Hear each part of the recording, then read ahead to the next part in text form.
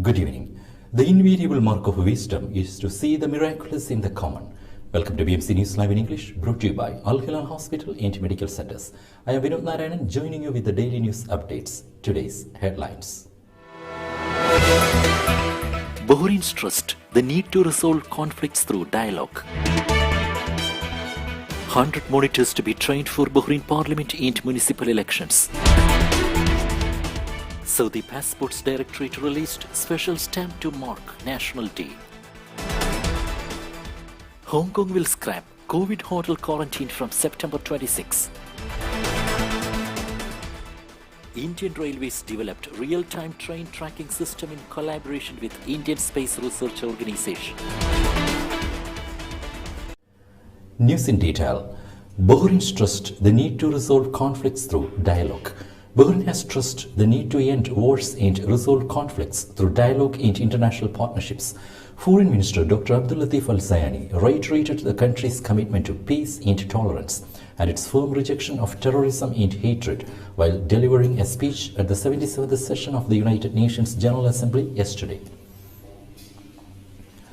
Bahrain participated in ministerial meeting on Jeddah Security and Development Summit. Minister of Foreign Affairs Dr. Abdul Latif bin Rashid Al Zayani, the Under-Secretary of the Ministry of Foreign Affairs for Political Affairs Dr. Sheikh Abdullah bin Ahmed Al Khalifa, the Ambassador of the Kingdom of Bahrain to the United States of America Sheikh Abdullah bin Rashid Al Khalifa participated in the joint ministerial meeting yesterday between the foreign ministers of the countries of the GCC countries, the Hashemite Kingdom of Jordan, the Arab Republic of Egypt, the Republic of Iraq, the Republic of Yemen and the United States of America on the sidelines of the 77th session of the United Nations General Assembly.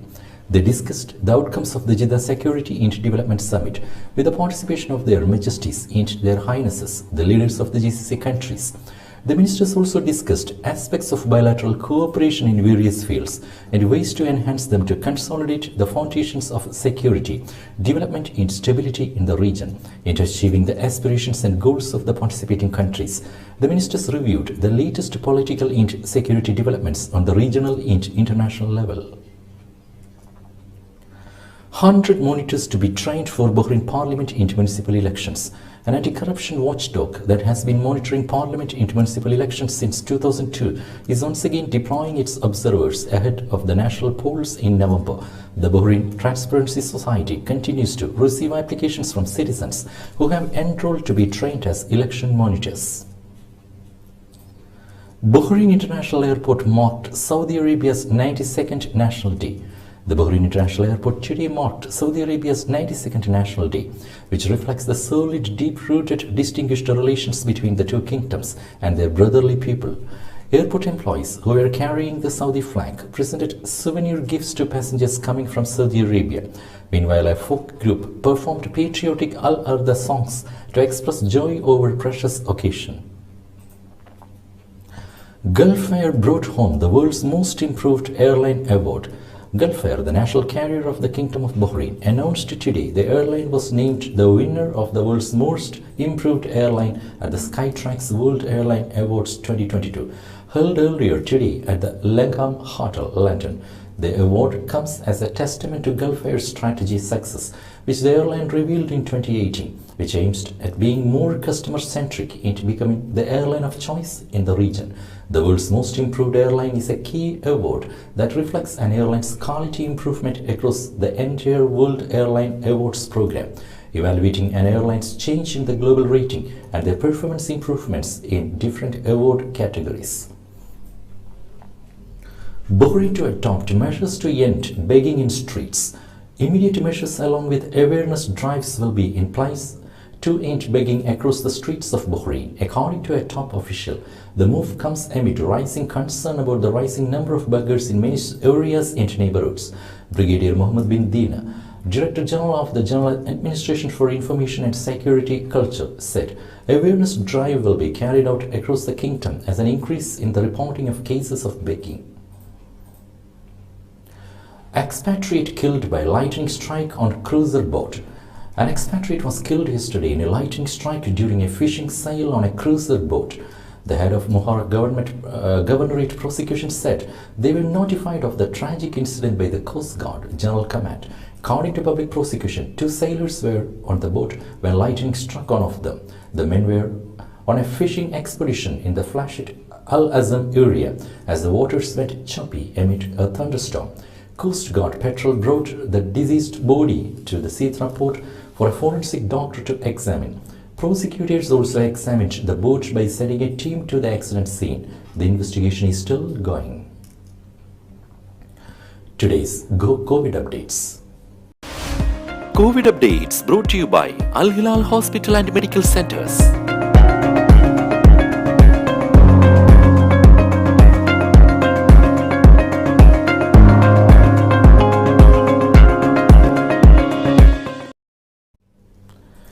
Now we will be back after a very short break.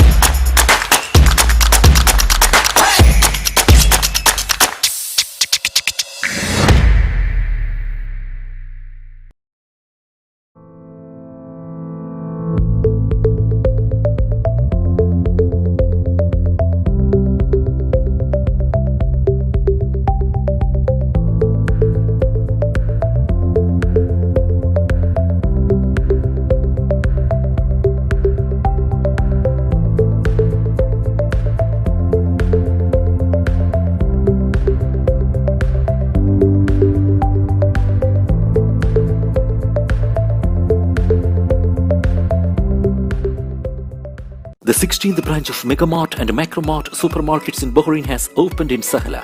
The best offers are available to the customers at affordable rates. Everyone is welcome. During and around the opening day, a variety of fish including salmon, meat and dairy products, roastery, frozen items, food and non-food items, groceries, fruits and vegetables, electronics, garments and ready-to-eat food items are available to the customers at affordable rates. Hearty welcome to all. Megamart and Macromart, your favorite shopping destination. Welcome back. Saudi Passports Directorate released special stamp to mark National Day. The Ministry of Interior, represented by the General Directorate of Passports, launched a special stamp on the occasion of the 92nd National Day of Saudi Arabia. The stamp contains the visual identity of the National Day date, which is 23rd September each year, to celebrate the unification of Saudi Arabia by its founder, King Abdulaziz bin Abdul Rahman. The initiative is part of the celebration programs, with travelers departing and arriving through the international ports of the kingdom, where their passports will be stamped as documentation and symbol of the National Day. 3,500 illegal Kuwaiti residents in detention facilities. The expiry of a contract between the Kuwaiti government and a company tasked with booking deportation tickets for arrested has stranded around 3,500 expatriates.